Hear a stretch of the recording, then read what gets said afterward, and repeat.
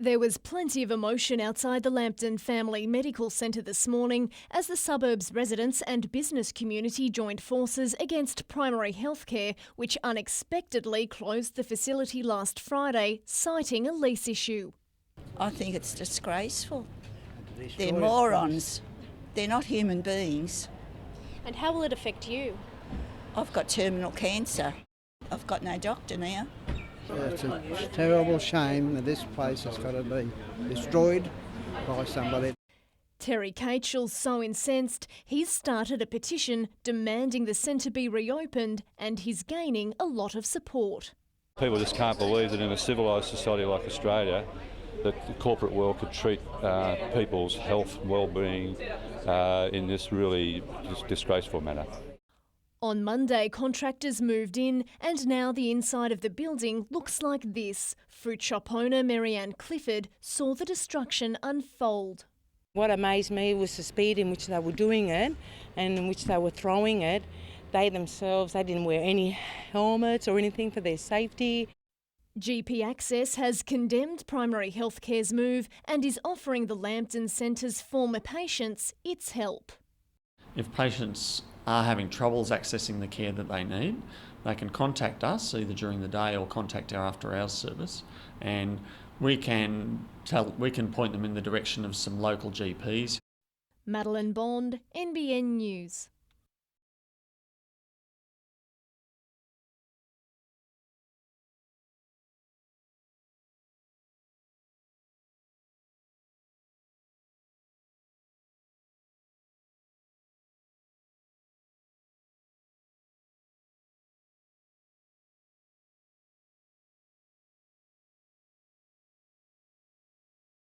We're going to officially rename this ethnic community centre here as the John Gebhardt Centre.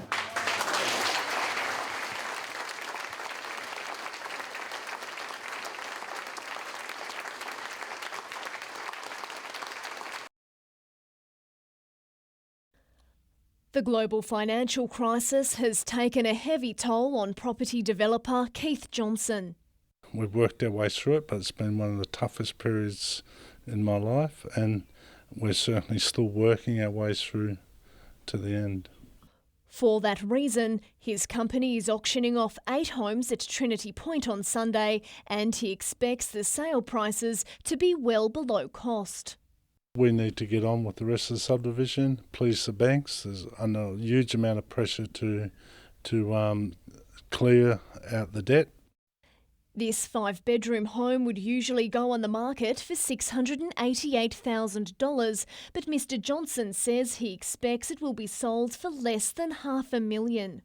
These houses will be sold, never to be repeated again. You couldn't build for what these will be sold for. This single-storey home is expected to be the cheapest of the lot and sell for around $350,000, which is $100,000 less than this identical property sold for just 3 months ago. But the subdivision and its marina are moving ahead.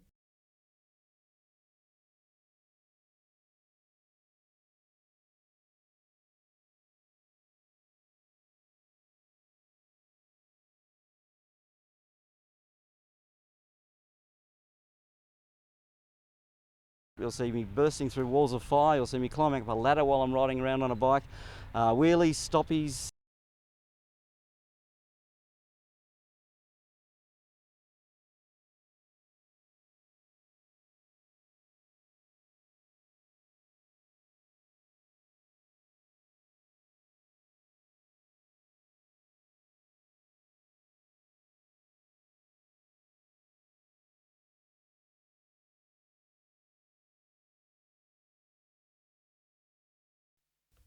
Little Tyrone Dries has had more than his share of health dramas in his 15 months of life. He's had a pretty full-on little life.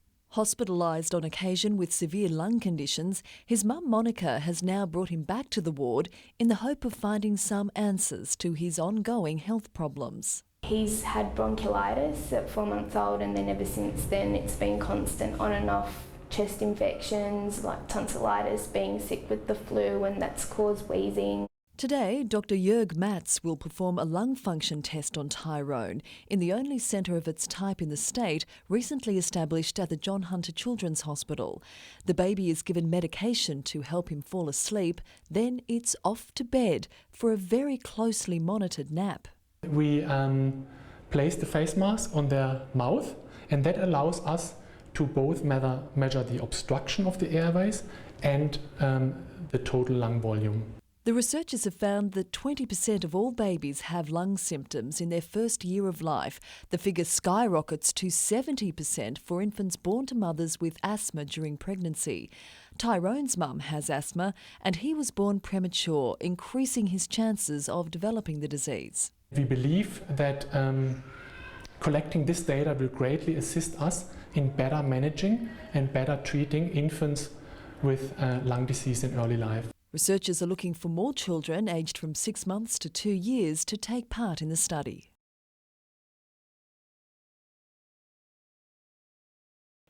Muscling up at training today, it's clear the Knights forwards want to lift to compete with an aggressive Manly pack.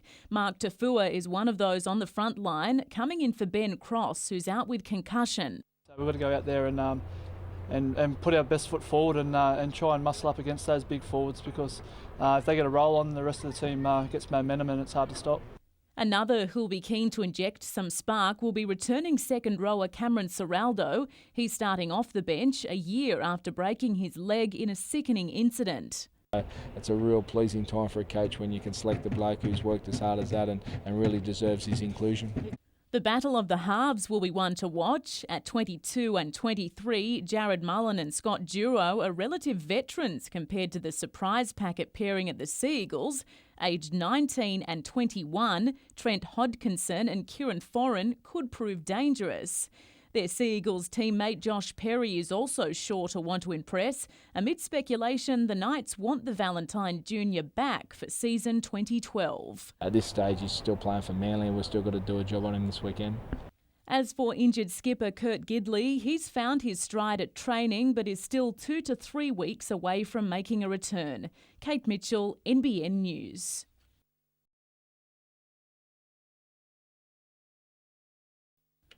Despite only taking up lawn bowls 5 years ago, Natasha Van Eldik is very much at home on the green, and it was only by chance the teenager entered the sport in the first place.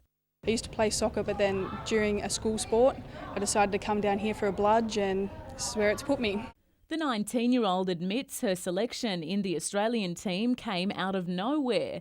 Natasha's only been eligible for senior lawn bowls for a year and was plucked straight from the silver tier, the level below the national team.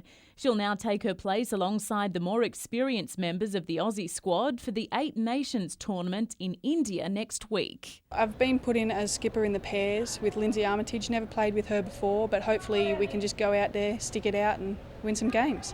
And the confident teenager may just come home with the goods. Well, we have our rivals, which are New Zealand and England, but other than that, we are mainly the ones that are supposedly going to win it, but you never know. A solid showing at the 8 Nations will put the 19-year-old in a good position to don the green and gold at the Commonwealth Games in October.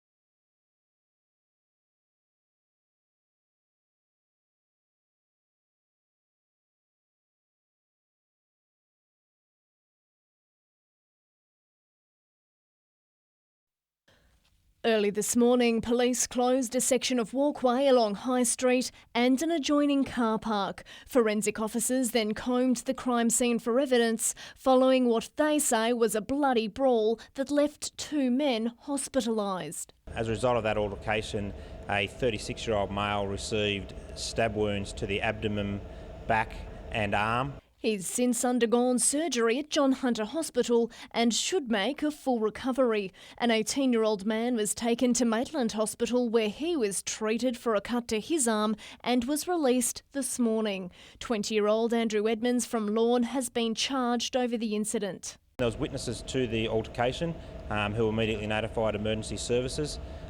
Police were on scene within minutes and were able to apprehend the 20-year-old male at the scene. Edmonds faced Maitland local court this afternoon charged with reckless wounding with intent to cause grievous bodily harm. He's been granted conditional bail and will reappear before the court on Monday. Madeline Bond, NBN News.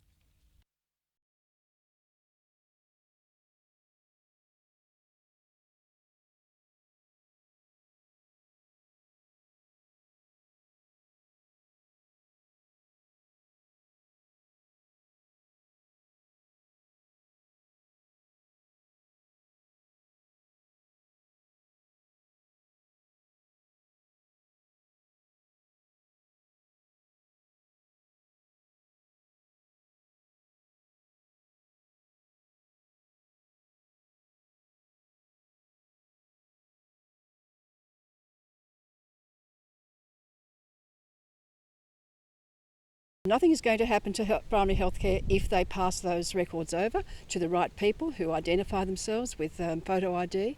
And I think in this case, patients are very concerned.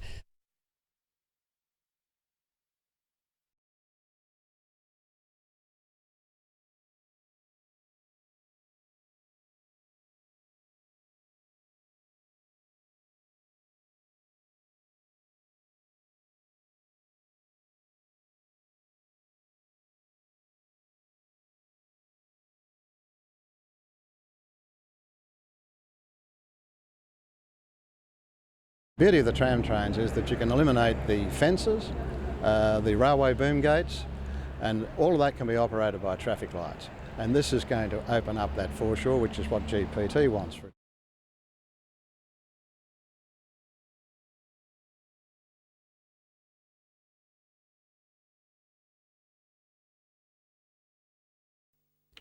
Roll up for day one of the Newcastle Regional Show. The crowds lined up early to beat the heat, and the best way to do that is with an early morning snow cone. Pity about those pesky brain freezers. There were pampered pooches parading around outside, and inside all creatures big and small. Not too sure about this one though. The baby animals were a hit, and it's easy to see why. No prize for guessing where this crowd was headed. Some needed some consoling when getting off this one.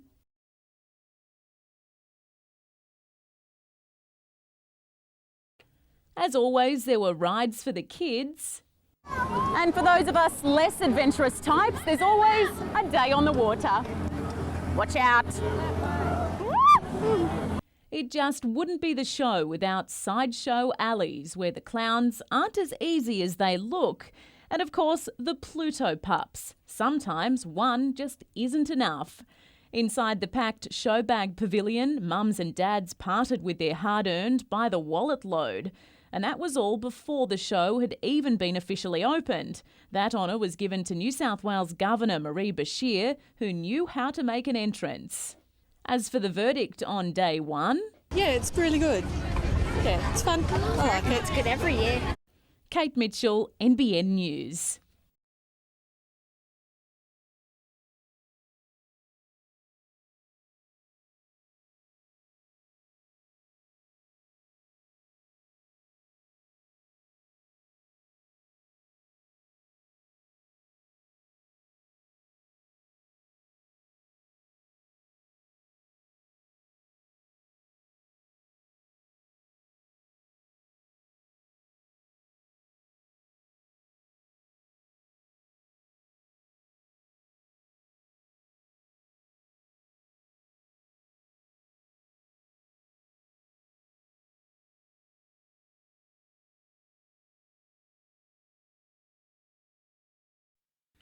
It's not the boot James McManus planned to be strapping on this weekend, but it's a fit he's stuck with for a while yet. I re-aggravated the fracture site, so haven't re-broken it. We got x-rays straight away to check whether I had re-broken it, but it's held strong, but it's aggravated it enough to sort of tell us that it's not ready to play.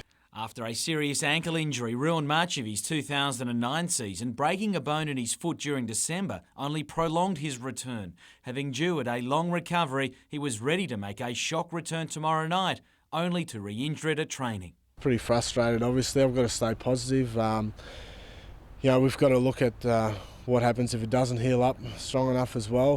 Despite playing a Manly side searching for its first win of the season, the Knights go into tomorrow night's match as outsiders, but it doesn't bother Scott Giroux, nor talk of a possible attempt to lure Brett Finch to the club next year.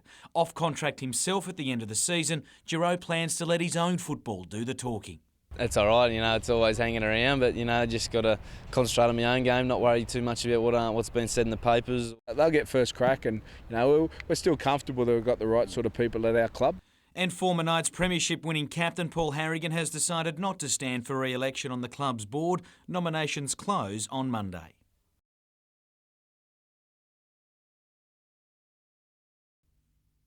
Newcastle is the favourite ahead of the country championships at Belmont, but the coach admits the home ground advantage has added extra pressure. You've got to play with the cards you're dealt, and, we're mentally strong enough to do that. So, we're just going to turn up and, we're just got to whack who's ever in front of us. Newcastle selectors believe they have to make changes to contend with a powerful Central West pack. They've got a pretty solid type 5 that have been around for a long time. So, we might throw a few surprises in there and, stick it to them a bit. To football, and how's this for a way to launch the NBN State League Charity Shield? Opposing captains Matt Austin and Evan Moore will take the short trip from the rescue chopper base to Wanderers Oval shortly before kick-off on Sunday. Grand final winners Hamilton look stronger this season after securing former Phoenix captain Dave Hodgson. There's about 5 of us now that are hitting 30, over 30. But in saying that, there's a lot of young guys too. He's brought over Matt Tull and Kyle Hodges and the Swan boys. Edgeworth admit this will be no pre-season friendly, having made their own high-profile signings Troy Halpin and former Newcastle Jet Joel Wood. Out at Edgeworth, we want to win everything, so I guess we'd rather have a silverware in our shed than Hamilton's. All money raised goes to the rescue chopper. Mitchell Hughes, NBN News.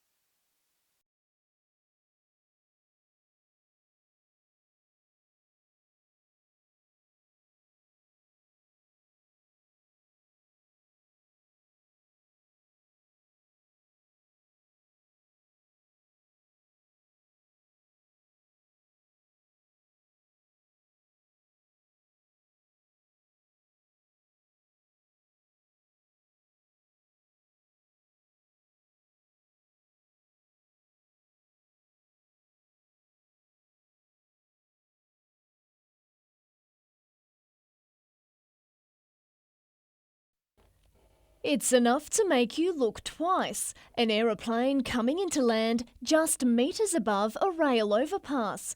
The Australian Track and Rail Corporation built the bridge at Whittingham last year, despite serious objections from neighbouring airport owner Paul Rees. We've maintained from the time we first saw the designs that even if the overpass was in fact legal, it was still unsafe. He's operated the facility for 22 years and says under his calculations there's only 1.5 metres between a plane's landing gear and the top of a four-wheel drive. The margins for error when you're mixing cars and aeroplanes just aren't suitable. Mr Rees believes the overpass and his airstrip shouldn't be allowed to coexist any longer and wants the ARTC to buy him out. The block of land is worth significantly less as a block of land than it is as an operational airport, so they've got to look at a compensation exercise. The ARTC didn't return calls today. Madeline Bond, NBN News.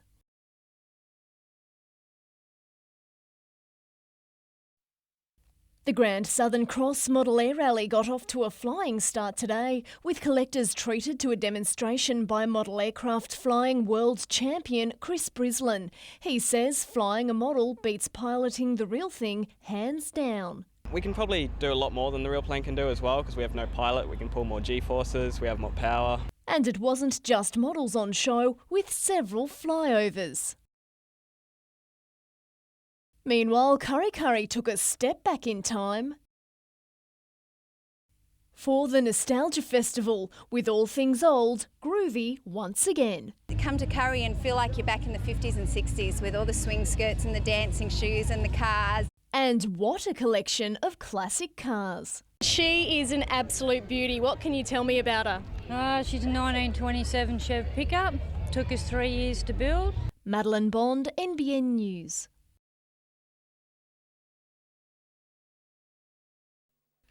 The best of country rugby came to the coast today and the heat was only part of the battle. A welcome home of sorts too for Paul Crozier. The former Hamilton Hawk now represents Far North Coast and he helped them reach the second-tier Richardson Shield final tomorrow.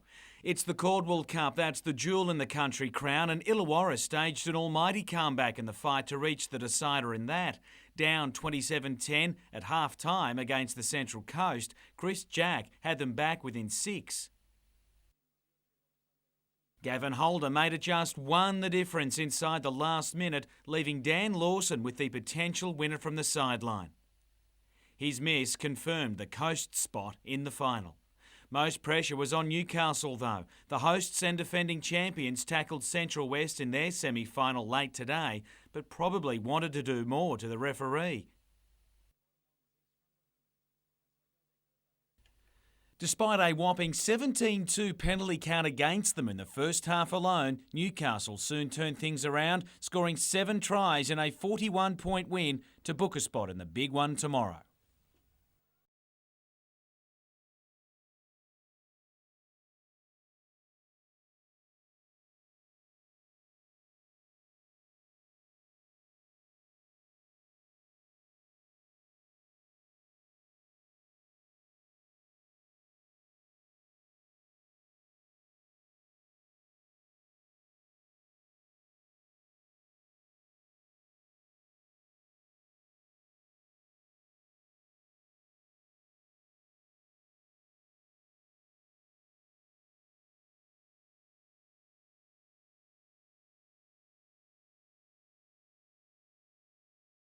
But overall, I'm pretty happy with how we got there. But there's still a lot of people just behind me that have potential to go just in front of me. So yeah, it's pretty tight.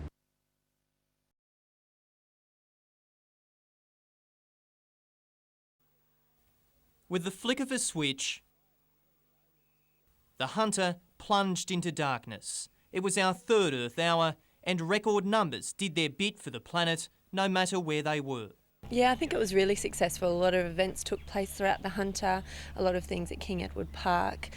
People participated in their streets and in their homes. But the results surprised organisers. Well, across the Hunter we actually experienced a slight increase in energy consumption. And this is the reason why. With the temperature averaging 30 degrees at 8:30 last night, most Hunter residents chose comfort over commitment. The jump in energy use attributed to 5,080 extra air conditioners being switched on. Well, an air conditioner is one of the biggest energy guzzlers in the home. And as electricity prices increase, our younger generations might soon be relying on natural sources of light more than one day a year. Prices are increasing, and I think it's really important for people to try and make Earth Hour every hour, just make small and effective changes around their home. Nat Wallace, NBN News.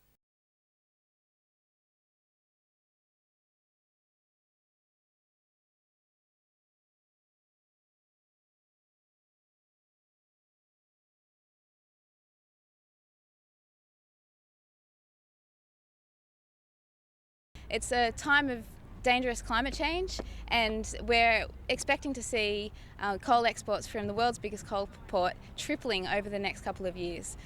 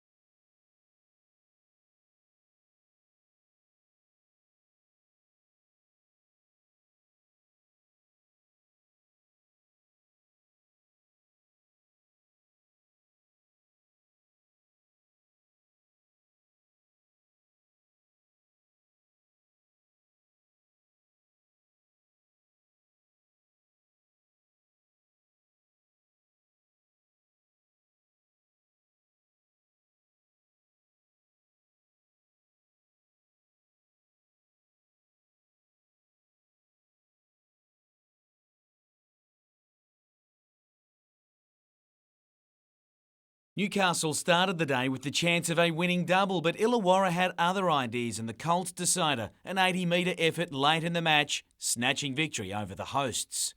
If only the start of the senior match was half as exciting, Dave Kennedy getting Newcastle on the board with his second attempt. But it was a real arm wrestle for the rest of the half, some of it around Gareth Ernst's head. A bit of niggle late in the half was about as good as it got. Kennedy doubled Newcastle's lead in the second half, but it was still anyone's game at 6-0. And the way Central Coast was finishing, it looked like it might have been theirs. Helping deny the Coast, Kennedy could hardly stay out of the game, but the referee ordered him to, after some back chat. It kept the Central Coast on the attack, but the real drama was just about to come. Paul Malokowski taking the intercept, and the Coast was never going to catch the quickest man on the field as Newcastle raced away with the ball and the country title for the second successive year. With 7 named in the country squad, the cup should be passed around quite a bit tonight.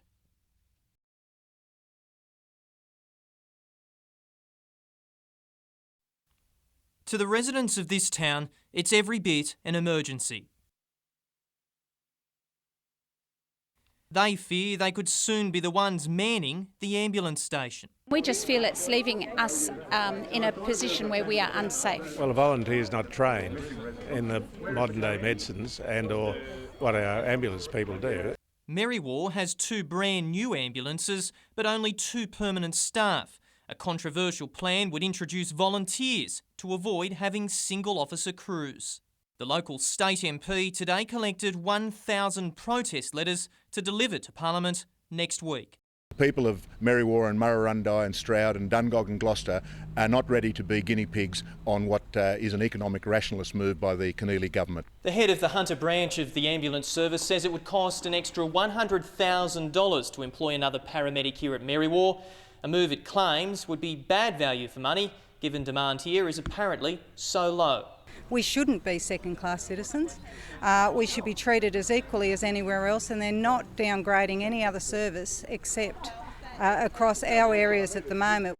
Nat Wallace, NBN News.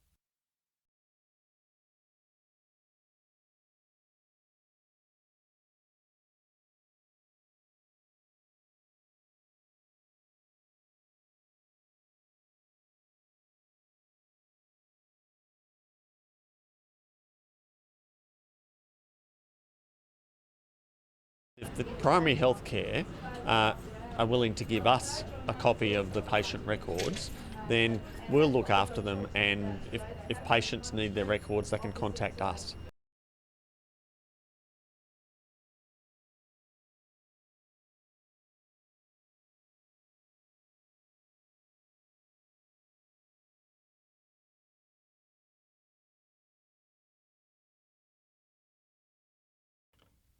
It made headlines across Australia the night thousands of angry ticket holders were turned away from a Human Nature and Smokey Robinson concert.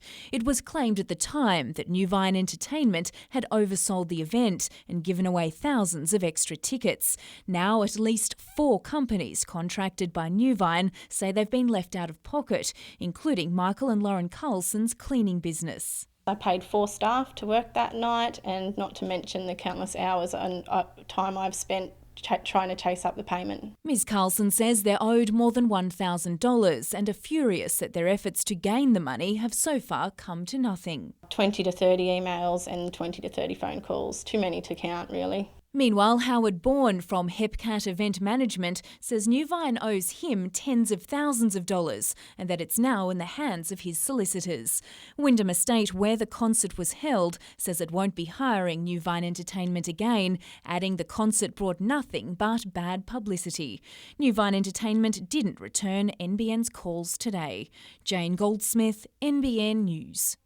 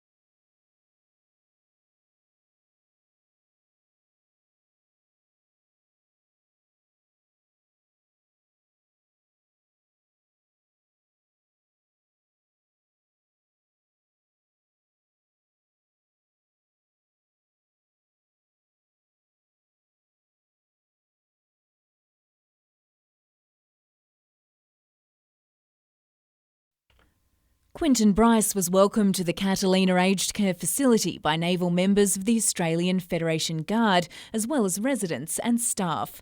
But the person most looking forward to meeting her was the man she had come to visit, 100-year-old Albert Cullen.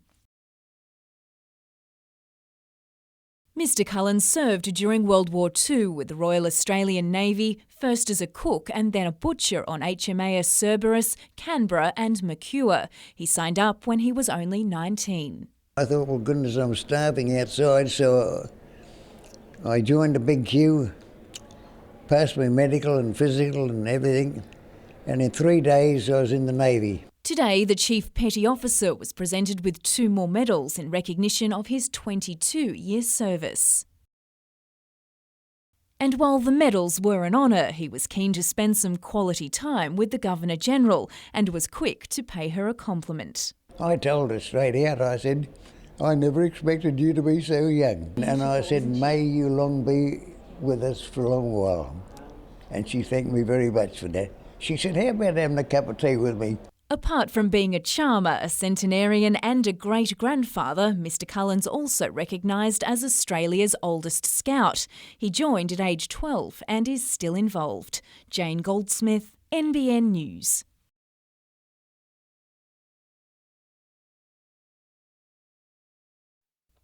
For busy nurses, it's a welcome helping hand. The Patient Safety Net system measures the pulse rate and level of oxygen in the blood, and if there's a major change, it's Action Stations. The pager details a child's vital signs, allowing nurses to respond quickly and effectively. If the nurse is in a different room or down the end of the ward, they can be paged and get to the child a lot quicker and know exactly what's happening even before they get there. 4-year-old patient Kira Lee Williams is on the other end of this high-tech system, hooked up to the monitor by a small sensor on her foot.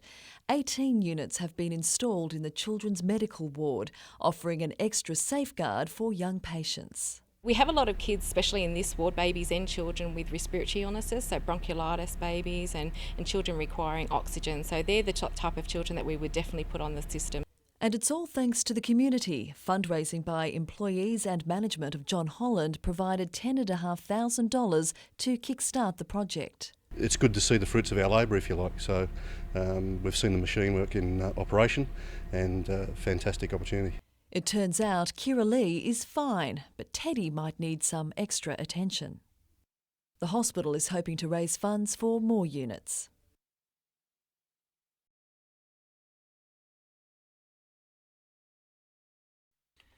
The Knights went looking for surf today, but it was about as flat as their performance on Saturday night. Those that did find a wave weren't on for long, but Scott Giroux would prefer a break of a different kind. As he attempts to seal a top-grade spot, the young half continues to endure talk of possible recruitment. Last week it was Melbourne's Brett Finch linked to the club. Today it was Jonathan Thurston. I'm trying not to read the papers and read too much into it, but it's pretty hard when people are in your ear telling you this and that. Keen to net a marquee-type player, the Knights are reportedly preparing to make a play for Thurston, despite his huge asking price, thought to be around $600,000 a year. Off contract himself, Giroux remains focused on the now, not next season. When teams not going that well, a couple lost in a row, they're always talking about bringing someone in and doing this and that, but I'm not worried about any of that. If I start playing some good footy, then all these rumours and things might go away. Some of the Knights' outside backs are on notice. After Manly attacked with success at the weekend, after a tough night out, help could be on the way. Got all clear from the doc on Friday. Switch to go this week. Hopefully, me and Junior have been talking to him, saying, we got to get our combo back together and try to get back on the field and, try give the boys a bit of a spark, really. The captain won't be there with Kurt Gidley's comeback on track but not locked in as yet. Mark Defua is clear to tackle the Panthers on Monday, though, after narrowly avoiding suspension.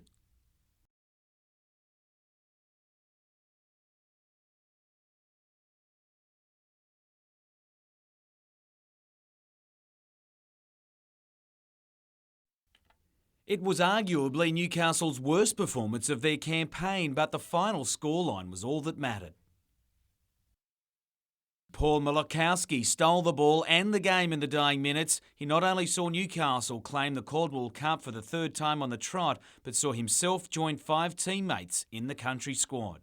There was good performances from some of the younger guys in the Newcastle side without identifying blokes individually, but the younger guys really performed well.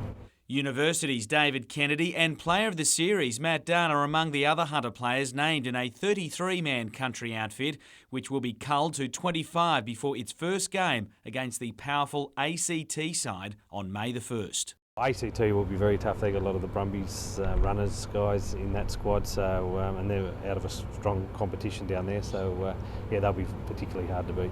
The local country players will also get to feature on home soil with a match against Melbourne at Nelson Bay later in May. It'll be good for the people from up at the Port Stephens area to showcase some good rugby up there and take the game to them, and hopefully we'll get a good following.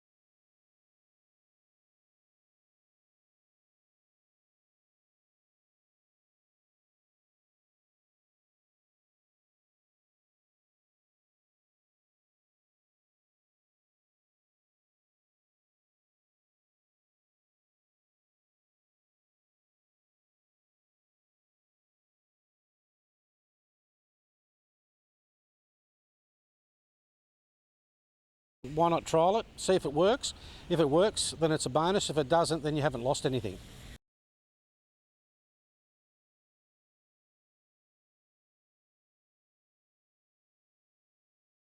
So it's worked here in Newcastle, so why not work it in those areas of the state where there are hotspots, where there's assaults on officers.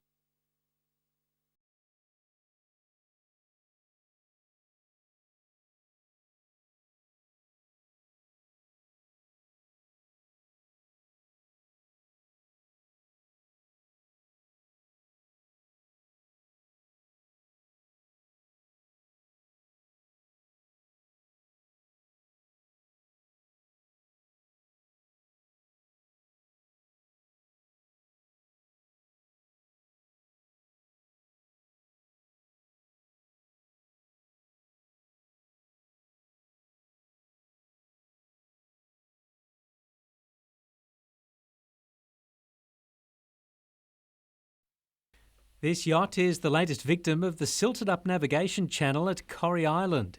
She was stuck for the best part of a day, narrowly avoiding blocking the channel completely and cutting off the ferry link between Tea Gardens and Port Stephens.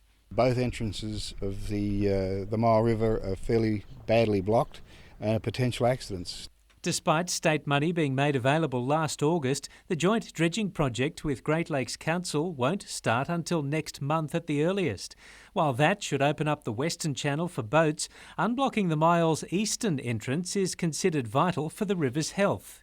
The bottom line is the sand does exist, the river's being choked, it's unhealthy, time for someone to get up off their backside and do something about it.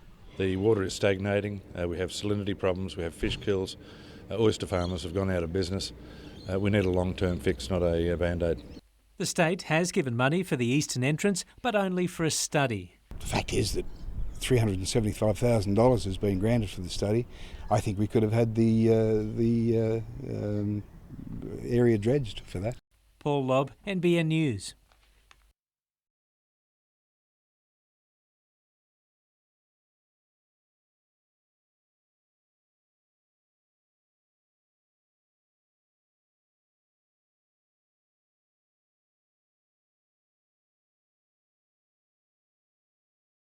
We believe this project delivers the twin benefits of significant environmental benefits to the region, along with the economic stimulus, new jobs and new housing, which is what the region needs according to the state government plans.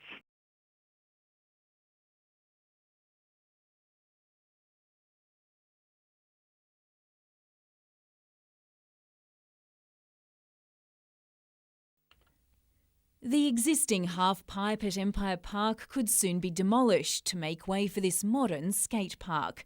Supporters and those opposed to the changes gathered at Bar Beach today to air their views.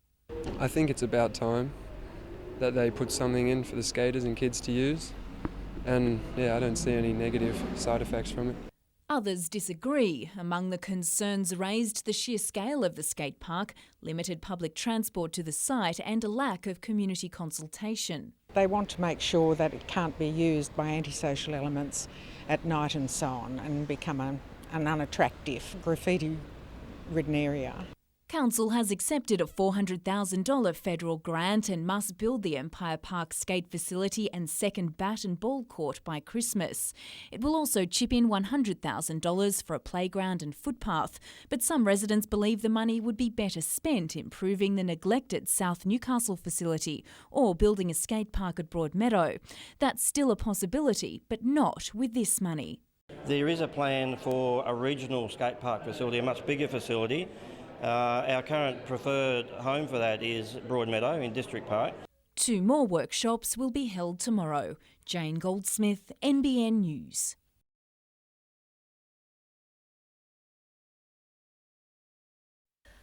Beautifully dressed and the life of the party, Kitty Wilson was truly surrounded by well-wishers on her 106th birthday. Seeing all the guests and everyone here wishing me a happy day, it's really beautiful. Despite her advancing age, Kitty wasn't about to let anyone cut her cake for her, but did allow grandson Scott to lend a helping hand. He says she's always been the perfect grandmother. A gracious lady, she's like the Queen Mother. She's the queen mother of our family and probably here too. And what can I tell you about her? She's always been there for me, thick and thin, loved me unconditionally. Kitty's lived at Harbourside Haven for 10 years now and has clearly made a mark. An absolute lady and an inspiration to all of us that work here. She says the secret to living a long, long life is to roll with the punches. Just take everything as it comes, because there's nothing you can do about it. When things happen, you can't do a thing about it, can you? And Kitty's already looking ahead to her 107th. We'll have to start planning for next year. Well, I'll be thinking about it, won't I? Madeline Bond, NBN News.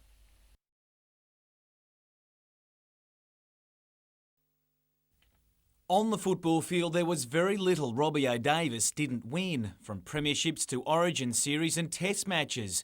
Now he's aiming to keep the run going all the way.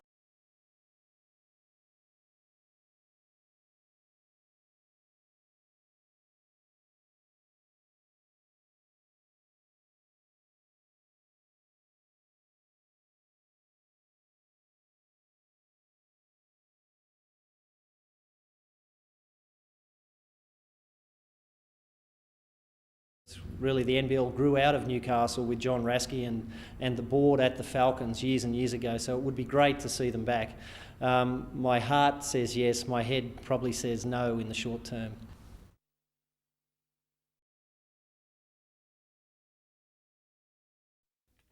It's the most prized piece of footwear in Australian racing, and 200 trainers are hoping the slipper fits on Saturday.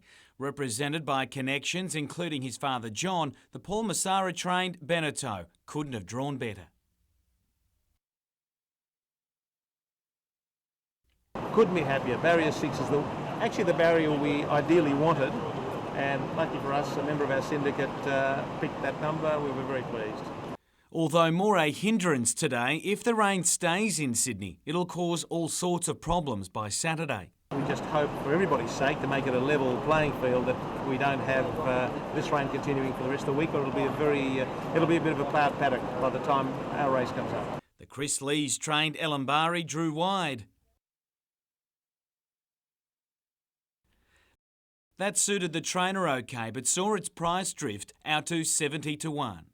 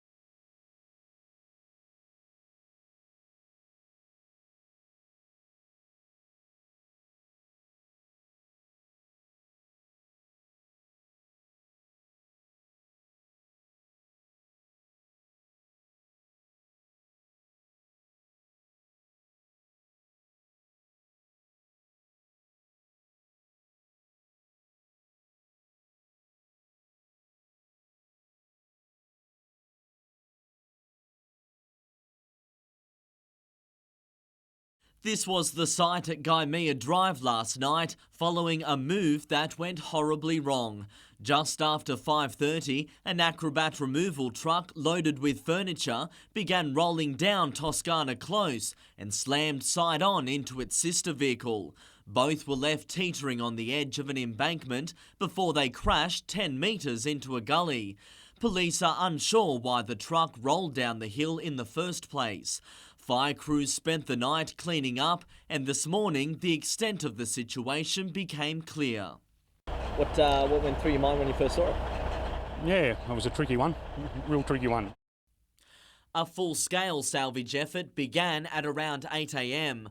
The first truck was removed almost 2 hours later, the second soon followed. We've got Boom Logistics, they brought out a 200-tonne crane. The first one they supported while we winched it out, and in the second one they lifted it whole as bowls, lifted it straight up, and then we winched it out onto the road. The furniture was being taken to a Merriweather property. The level of damage isn't known.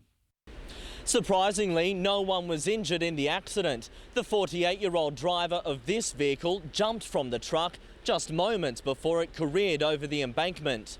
It could have been a lot worse. People could have been seriously hurt. Lucky no one was down there. How does this one rate? Oh, probably up around the second or third one. No, nothing like this has ever happened to me before. Tyson Cottrell, NBN News.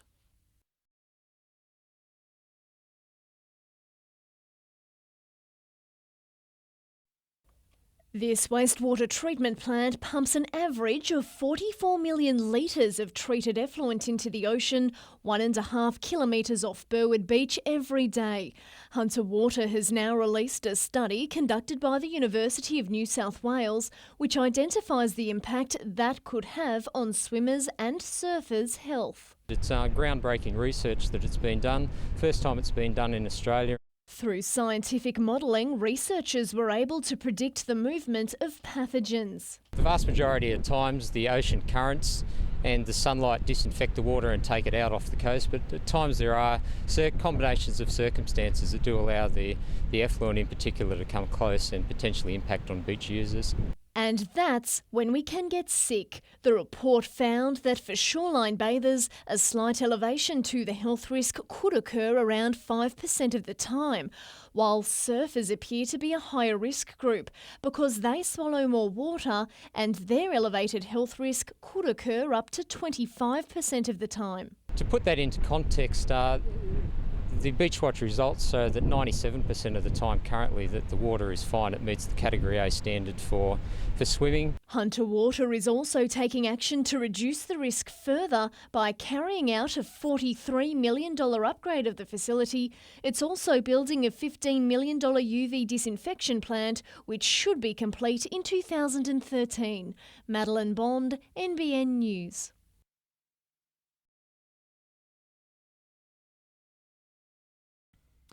This is now an all too familiar sight at the Adamstown rail crossing. Cars queuing for hundreds of metres while coal and commuter trains compete for the line. And Newcastle Lord Mayor John Tate fears the situation will only get worse if a Wyong coal mine gets rubber stamped. I don't think the communities that use that crossing can continue to put up with the delays that are there now, let alone more delays which will come from increased movement of coal. Those delays would be due to coal being transported from the mine to the Port of Newcastle. The Lord Mayor says the rail system can't support more coal freight and he's calling for other options to be considered. The Fassifern rail link, the link that goes from Fassifern station to the western side of the Minmai area around to Hexham, and there's been 2 or 3 alternatives for that. That needs to go in. But he also says council's hands are tied if the project goes ahead. But it's state-owned, the rail system. The RTA is state-owned. These are state instrumentalities that should respond to the city's needs, and they're not. The environmental assessment of the mine went on public display today. Tyson Cottrell, NBN News.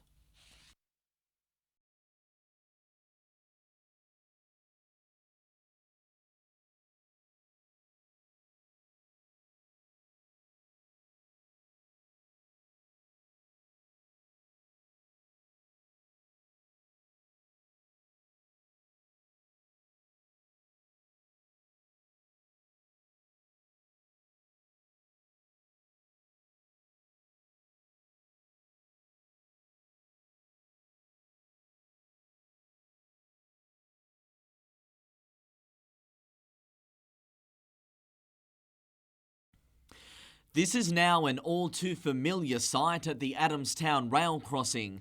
Cars queuing for hundreds of metres while coal and commuter trains compete for the line. And Newcastle Lord Mayor John Tate fears the situation will only get worse if a Wyong coal mine gets rubber stamped. I don't think the communities that use those that crossing can continue to put up with the delays that are there now, let alone more delays which will come from increased movement of coal. Those delays would be due to coal being transported from the mine to the port of Newcastle. The Lord Mayor says the rail system can't support more coal freight, and he's calling for other options to be considered.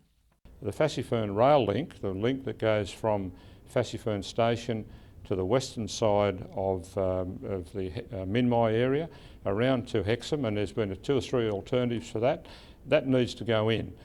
But he also says council's hands are tied if the project goes ahead. But it's state-owned, the rail system. The RTA is state-owned. These are state instrumentalities that should respond to the city's needs, and they're not. The environmental assessment of the mine went on public display today. Tyson Cottrell, NBN News.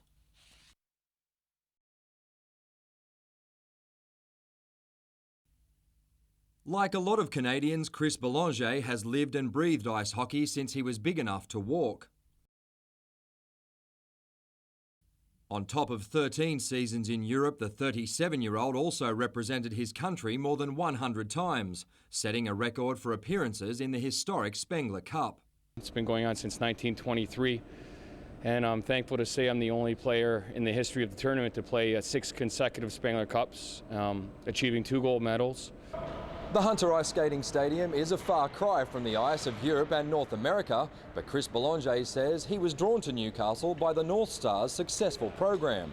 I researched it a little bit, and I've always wanted to come to Australia, and the fact that I could come here, meet great people and play the game of ice hockey, which I love very much, it just worked out perfectly. The defender says he wants to share his experience with Australian players. Current North Stars Matt Ezzy and Sean Ultram are the products of a successful integration of imports and locals. They've got a lot of experience, like most of the imports we get, the pros, so they've been around the block, and yeah, they show us a lot. The pair has been chosen to represent Australia at the Division 2 World Championships in Mexico later this month. As Australia's first choice goalie, Ezzy says the team won't be satisfied with anything less than gold. We won here in 2008, which promoted us to Division 1 for the first time. Unfortunately, last year we were relegated back to Division 2, so our goal is to get back up in Division 1. Mitchell Hughes, NBN News.